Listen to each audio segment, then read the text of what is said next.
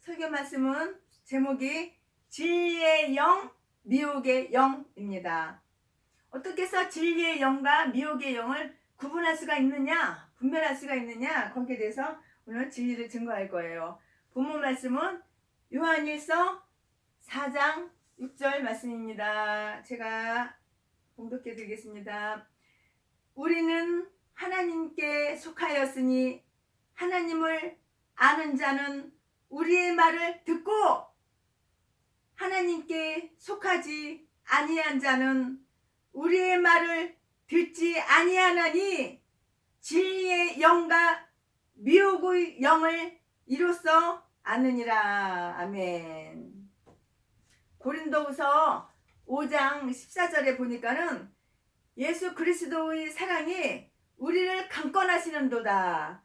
우리가 생각하건대 한 사람이 모든 사람을 대신하여 죽었은즉 모든 사람이 죽은 것이 아니라 15절 그가 모든 사람을 대신하여 죽으심은 살아있는 자들로 하여금 다시는 그들 자신을 위하여 살지 않고 오직 그들을 대신하여 죽었다가 다시 살아나신 이를 위하여 살게 하려 함이니라 이렇게 말씀했어요. 저도 이 말씀을 깨닫고 아주 오래전부터 예전에는 최순애가 최순애를 위하여 살았다면 그거를 내려놓고 이제는 남을 위하여, 이웃을 위하여, 동네 사람들을 위하여, 나의 지인들을 위하여, 내 주변 사람들을 위하여 살고 헌신하고 필요를 나눠주고 그러고 살고 있습니다. 그러나 생판 모르는 사람, 처음 보는 사람은 배제하고 늘 보는 사람, 늘 만나는 사람, 늘 가까운 사람은 제가 가족처럼 그분들을 위하여 헌신하며 살고 있어요. 여기 14절에서 15절까지 보면 대신하여 이렇게 똑같은 말이 3번씩이나 기록되어 있어요. 대신하여. 그러니까 예수님이 십자가 위에서 죽으신 것은 다른 사람을 대신하여가 아니라 다른 사람을 위해서 죽은 것이 아니라 누구를 대신해서, 나를 대신해서, 우리를 대신해서 죽은 것이라고요. 우리 죄값을 대신해서, 나의 죄값을 대신해서 내가 죽어야 되는데 예수님이 내 죄값을 대신해서 내 죄를 대신 담당하기 위해서 이게 내 죄를 담당하기 위해서 우리를 대신해서 죽었다 그 말씀입니다. 그러면 예수님이 만약에 보통 사람이면 우리를 대신해서 십자가에서 못 박혀 죽는다 하더라도 딱 한 사람이 십자가에 못 박혀 죽었으니까 한 사람밖에는 대신을 못 하잖아요. 그런데 어떻게 아담 때부터 세상 끝날까지 예수 믿는 사람 모두를 어떻게 그 사람들이 죄를 담당할 수가 있는가? 그런 사람이라면 하나님의 아들이어야 된다고요. 창세부터 아담 때부터 세상 끝날까지 모든 사람의 죄를 다 담당할 수 있는 사람, 보통 평범한 사람 아니에요. 하나님이어야 된다고, 하나님의 아들이어야 된다고. 하나님께서 사람의 몸을 입고 오셨기 때문에 예수님은 하나님이셔요. 성자 하나님. 그러니까 하나님은 이 세상 만물을 다 창조하셨으니까 예수님 한 명의 그 생명은 사실은 모든 인류, 전 세계 모든 인류보다 더 귀하고 더 소중하고 더 커요. 그래서 예수님이 십자가에 죽으셔서 이 모든 사람의 죄를 다 담당해 주셨어요. 모든 사람이라고 하는 것은 예수님 믿는 모든 사람을 말하는 거예요. 히브리서 9장 28절에 보니까는 이와 같이 그리스도도 많은 사람의 죄를 담당하시려고 단번에 들이신 바 되셨고 구원에 이르게 하기 위하여 죄와 상관없이 자기를 바라는 자들에게 두 번째 나타나시리라고 이렇게 했어요. 비유를 들면은 이렇다고요. 만일 여러분이 빚을 은행에다가 많이 졌어요. 100명, 1000명, 10,000명, 100,000명 빚이 그 사람들의 빚을 똑같이 은행에다가 어마어마하게 많이 졌어요. 얼마나 괴롭고 얼마나 고통스러워요. 남들에게 빚을 지는 것은 악을 행하는 것이고 남들에게 빚을 지는 것은 죄를 짓는 거예요.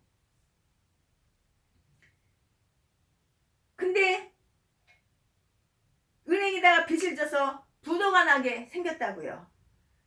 예를 들어서 그렇게 합시다. 부도가 나게 생겼다고 예를 들어서 그렇게 합시다. 가령. 그런데 내가 사랑해서 저 사람들 빚을 내가 대신 물어주고 싶은데 내가 가진 재산이 전부 다 합쳐봤자 딱 한 명, 한 사람 부도를 막아주고 빚을 갚아줄 수밖에 없는 그런 아주 적은 돈밖에 없다면은 내가 그 많은 사람 빚을 다 갚아줄 수는 없는 거예요.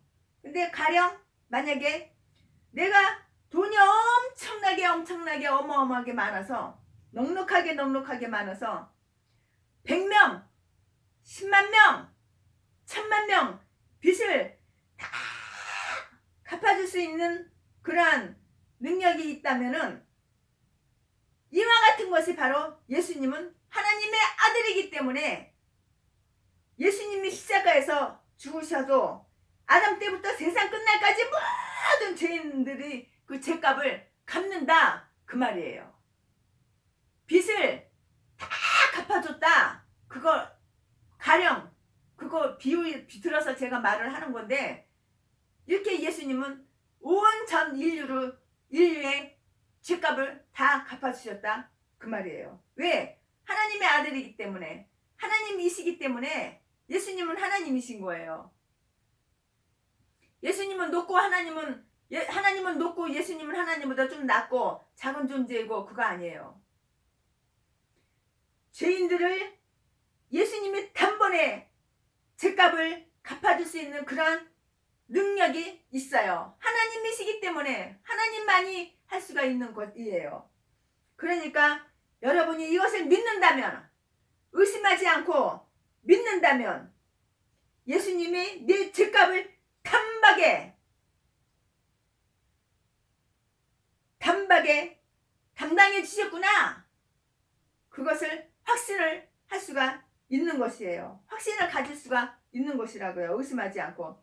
예수님은 죄가 없고 예수님은 나를 대신해서 죽으셨고 예수님은 하나님의 아들이시기 때문에 저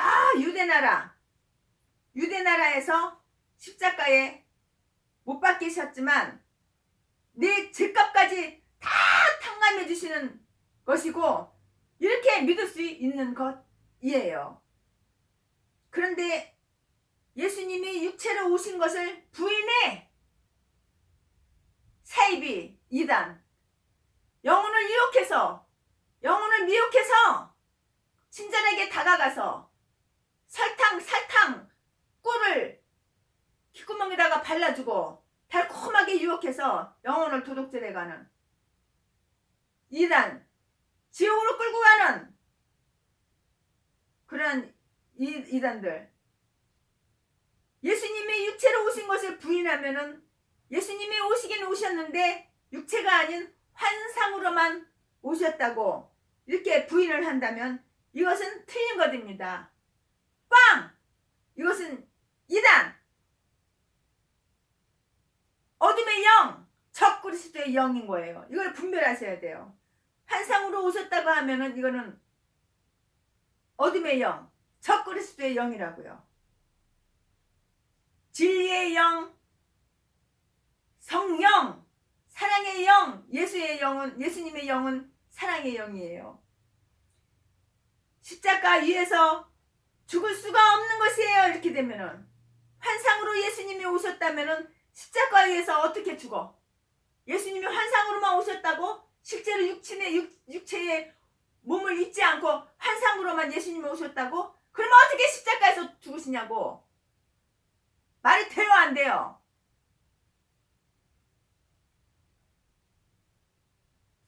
십자가에서 죽지 못하면 우리 죄를 예수님이 담당할 수가 없어요. 담당 못하는 거예요. 이것이 바로 기독교 신앙입니다.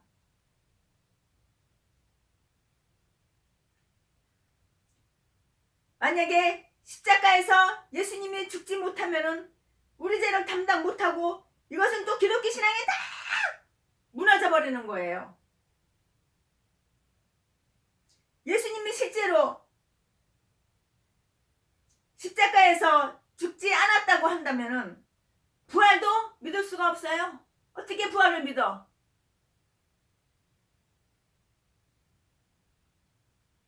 그리스도께서 다른 증거는 예수께서 육체로 오신 것을 부인하는 것은 적 그리스도의 영이다. 그 말은 하나님의 영은 그리스도에 대해서 올바르게 증거하는 영, 진리의 영입니다. 그래서 성령으로 아니고서는 예수님을 그리스도라 여길 수가 없어요. 여러분이 예수님을 그리스도로 믿는다고 하면 의식을 하든지 말든지 여러분은 성령을 받으신 거예요. 만약에 여러분이 성령을 받지 않았다면 예수님이 육신으로 오신 것을 믿지를 않아. 의심해. 부인해. 그러나 믿는다면 여러분은 다 성령을 받으신 거예요. 그 다음은 예수 그리스도를 올바르게 증거하는 것은 그렇기 때문에 동정녀 탄생도 믿어야 돼요. 동정녀 몸을 빌려서 예수님이 오신 것이지 어머니, 아버님, 죄인들 몸을 통해서 그렇게 오신 분이 아니에요. 동정녀 마리아, 수처녀, 동정녀 몸에서 성령으로 잉태되신 분이 바로 예수 그리스도예요. 사람의 몸을 입고 왔지만 예수님은 하나님의 아들인 것도 믿어야 되고 예수님의 부활도 믿어야 되고 예수님의 승천도 믿어야 되고 예수님의 재림도 믿어야 되고 그래야지만 예수님을 바로 올바로 믿는 것이에요. 이 기본적인 것을 알아야지만 이단의 유혹에 넘어가지 않는다고. 성령으로 올바로 믿어야지만 예수님의 진리가 확실하게 믿어지는 것이에요. 이것을 믿으면 예수님이 내 죄값을 다 담당해 줬으니까 하나님 앞에 내 죄는 용서함을 받고 내 마음은 깨끗해졌다. 나의 영은 깨끗해졌다. 이렇게 믿어져야 하는 것입니다. 예수님의 영은 하나님의 말씀을 깨달아서 우리가 그렇게 믿어요. 하나님의 영은 하나님의 말씀을 깨달아서 이렇게 또 믿어요. 성령 받은 사람은 하나님의 말씀을 올바로 증거하고 하나님의 말씀을 깨닫는 것이 너무너무 중요해요. 요한일서 4장 5절에 보니까는 그들은 세상에 속한 고로 세상에 속한 말을 하며 세상이 그들의 말을 듣느니라. 6절 우리는 하나님께 속하였으니 하나님을 아는 자는 우리의 말을 듣고 하나님께 속하지 아니한 자는 우리의 말을 듣지 아니하나니 진리의 영과 미혹의 영을 이로써 아느니라고 했어요. 그런데 하나님의 영을 받은 우리는 하나님께 속하였으니 하나님의 말을 듣는다고 그랬어요. 의심하지 않아. 하나님의 말을 듣는다고 했어요. 그러니까 목사님 입장에서는 사도 때에는 직접 목사님이 계시를 받기도 했어요. 그때에는 계시를 받아서 성경을 쓰기도 했어요. 그러나 오늘날에는 성령의 감동으로 진리를 먼저 깨달아서 성도에게 전하고 가르치는 거예요. 근데 오늘날 어느 목사가 어느 부흥회 갔더니 자기가 계시 받았다. 그거는 이단이에요. 사입이라고, 영혼을 유혹하는 거라고, 어둠의 영이라고, 이걸 분별을 해야 돼요. 자기가 계시 받았다. 이거 거짓말이라고, 이거는 귀신이 씌운 거라고, 사탄의 영이 들어간 거라고. 오늘날은 계시 받은 거 그런 거 없어요. 분별을 잘해야 돼. 말세 때는 분별을 잘해서 절대 적그리스도의 영에 넘어가면 안 되는 거예요. 그러면은 성령 받은 성도님이라면은 목사님이 전해주시는 하나님의 말씀을 잘 듣고, 그리고 설교가 재미가 있어. 그리고 믿고 순종을 해요. 목사님이 전하는 하나님 말씀을 거부해! 거절해! 예배 시간에 줘라! 설교가 재미가 없다 그래! 목사님이 전해주시는 그 설교 말씀이 재미가 없어! 지루해, 무료해, 귓구멍 틀어막고 있어! 그러면은 이거는 성령 받은 사람이라고 말할 수가 없는 거예요. 만일에 성령을 받았음에도 불구하고 영으로 예수 그리스도로 살지 아니하고 육신의 생명으로 세상을 바라보고 돈만 사랑하고 쾌락만 사랑하고 욕심, 나의 욕구를 채우려고 하고 그런 인생을 산다면은 아무리 목사님이 하나님의 진리의 말씀을 전해줘도 이 귓구멍에 들어오지가 않아. 설교가 재미가 없어. 몸뚱이는 성전에 앉아있어도 설교 시간에 다른 잡념, 잡생각, 귀신이 넣어주는 생각을 솔솔 받아들여. 헛생각, 그런 쓸데없는 생각을 한다고.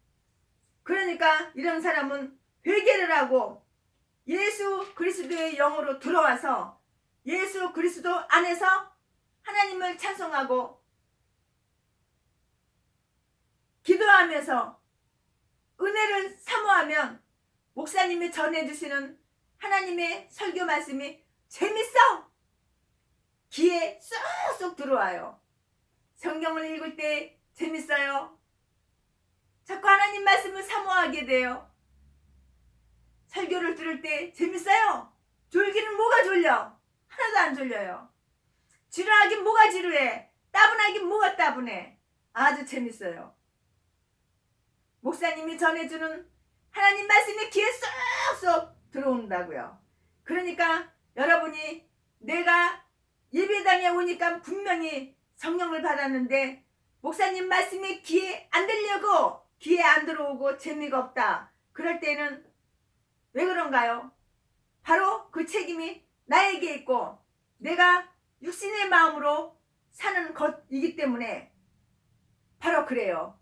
그리고 내 영혼이 더럽기 때문에, 내 생각이 더럽기 때문에, 내 마음이 더럽기 때문에, 내 생각과 마음이 육신에 속해서